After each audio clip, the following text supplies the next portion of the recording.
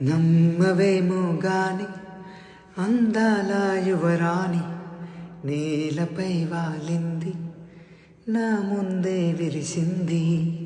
నమ్మవేమో గాని అందాల యువరాణి నేలపై వాలింది, నా ముందే విరిసింది. అందుకే అమాంతం నామది, అక్కడే నిశ్శబ్దం అయినది. ఎందుకో ప్రపంచం అన్నది, ఇక్కడే ఇలాగే నాతో ఉంది. నిజంగా కళ్ళతో వింతగా మంత్రమేసింది, అదేదో మాయలో నన్నిలా ముంచి వేసింది. నిజంగా కళ్ళతో